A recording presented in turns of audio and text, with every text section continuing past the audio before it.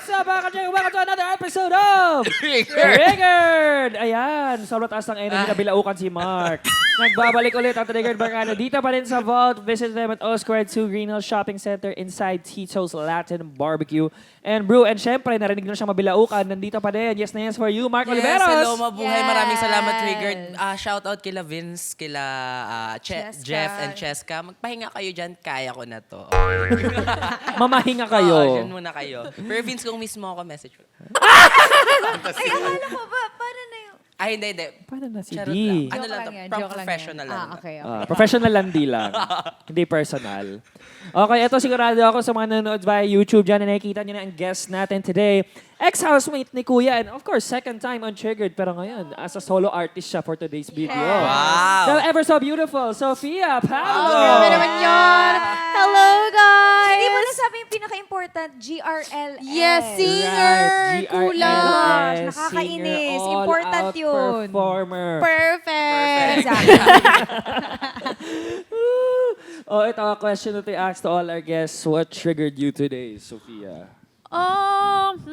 Na-trigger yung excitement ko kanina nung nakita kong may bagong milk tea shop dito banda.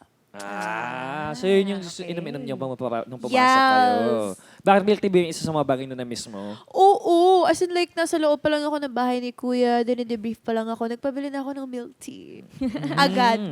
Yun yung una mong craving talaga. Oo, yun talaga. As in. Oh, kayo naman, what triggered you today, guys?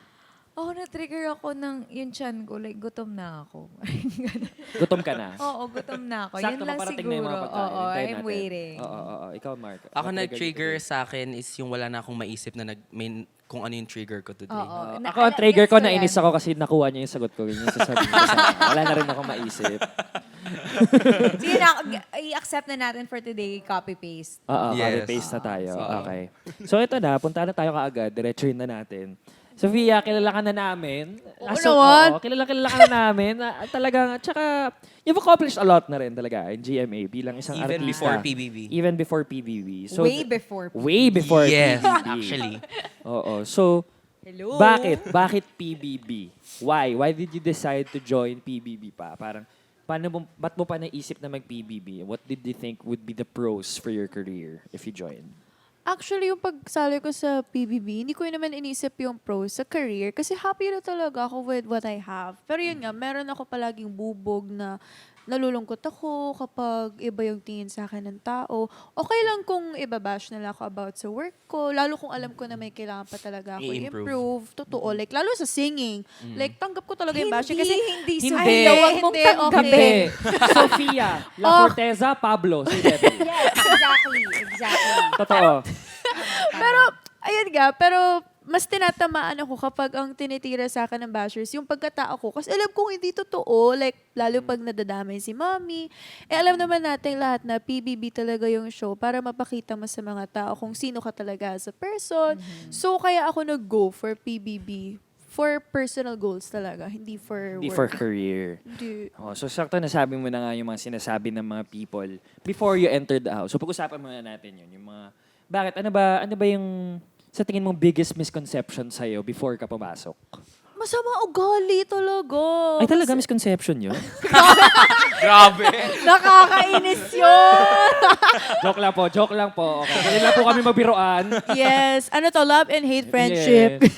Hindi, pero totoo yun. Pag nababasa ko yun, like, mas maugali, backstabber, inggitera. Parang, hindi talaga. I mean, like, the people around me would know na hindi talaga ako ganung tao. So, na-hurt talaga ako, lalo yung mga pinagdaanan ko sa life. So, parang naging bubog ko talaga siya growing up na happy nga ako sa career ko. Pero every time I would read comments, they would say, may work lang ako kasi paborito ako, hindi ko naman deserve, ganun. So, napagod ako sa ganun na parang wala akong ginagawa to show people na hindi naman ako ganung tao.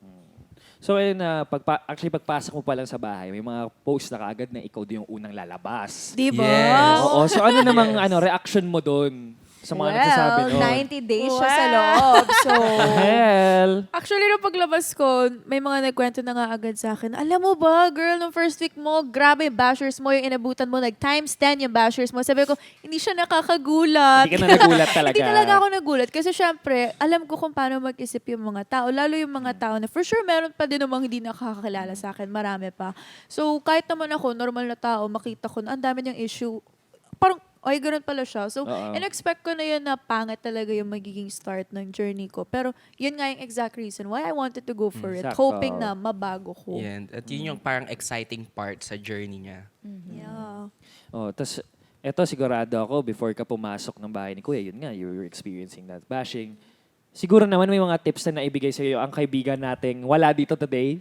Na si Vince Maristela. Shoutout ako natin. Shoutout sa iyo, Vince.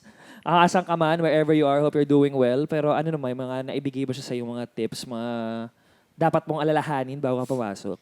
Oo, kasi actually, nung nalaman na nga niya na magiging housemate ako, tinawagan niya ako, tapos binigyan na niya ako ng advices. Basta lagi ko lang daw iisipin na magpakatotoo talaga ako na wag akong matakot na ipakita talaga ng todo na ito si Sofia. Kasi sabi nga niya, ang hirap na nung journey sa loob, mas may hirapan ako kapag may mga i-cover up pa ako na ugali. And for sure daw may times na mapapagod ako inside. Kasi parang everyday, yun lang yung routine niyo. You wake up, susundin niyo yung pinapagawa ni Kuya, then you sleep. Parang wala kayong control sa ginagawa niya sa everyday routine. Sabi niya sa akin, lagi ka lang magdadasal and remember kung bakit ka pumasok. Ganda. may sense Taray. naman pala si Diba? Vince paminsan-minsan. Oo. Iba Oo. din eh. Sobrang bagal niya lang siya eh. sinabi yun, pasigurado. Merong, lang, Lagi ka Tsaka- lang magdadasal, tapos... Tapos walang R. Para. Pray ka lang palagi. Ganon. Pray ka lang, tapos trust ka lang kay Lord. Yun yung sabi niya. Pero bago tayo magtuloy, eto na pala, sinerve na yung food natin. We have El Toro and the croquetas. Please serve. Please na lang ako.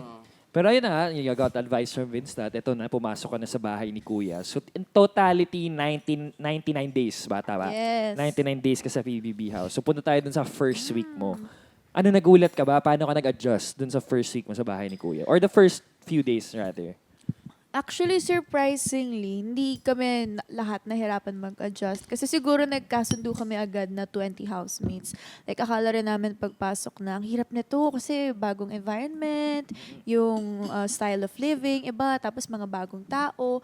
Pero surprisingly, nung first night pa lang, nabuo na agad yung chemistry as a group. Tapos, siguro pinaka nahirapan lang ako mag-adjust is yung sa oras ng tulog. Kasi sobrang antukin ko, 'di ba? Sa taping, lagi akong tulog. Tapos doon, bawal matulog. Like, nagbibilang ako doon. Pero bawal talaga. Like, pinagbawal na rin ni Kuya. Doon ako pinaka nahirapan mag-adjust. Talagang hirap na hirap ka, no? Oo. For the rest din siya, pag nasa taping eh.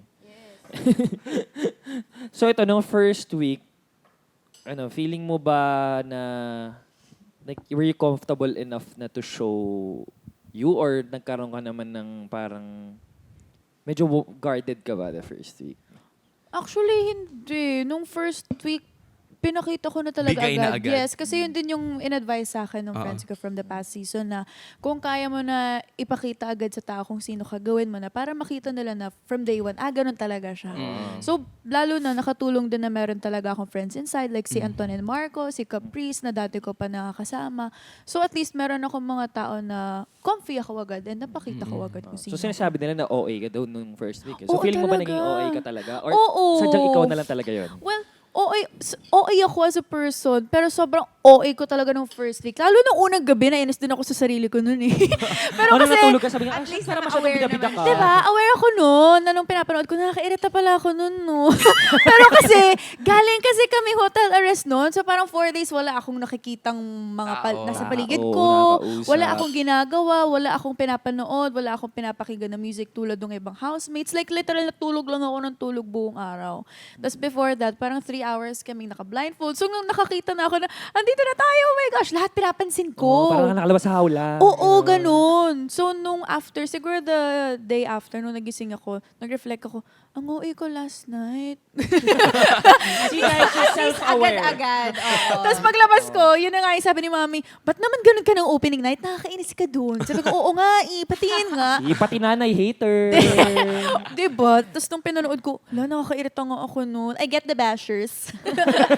Gets ko sila I see doon. you. I see you Yeah, pero guys. gets din naman kung ba't naging ikaw ba naman bakla takpan yung mata mo ng 3 oras? Diba? Di, ano yun? Parang after, tsaka naka-hotel arrest ka pa, di ba? Parang pagkatapos, ang ligalig mo na after. Totoo. Tapos syempre nakita ka pa, nandun pa yung mga kaibigan mo, di ba? Todo Kaya yung chika na energy kayo. ko, way up Oo, there gets. talaga.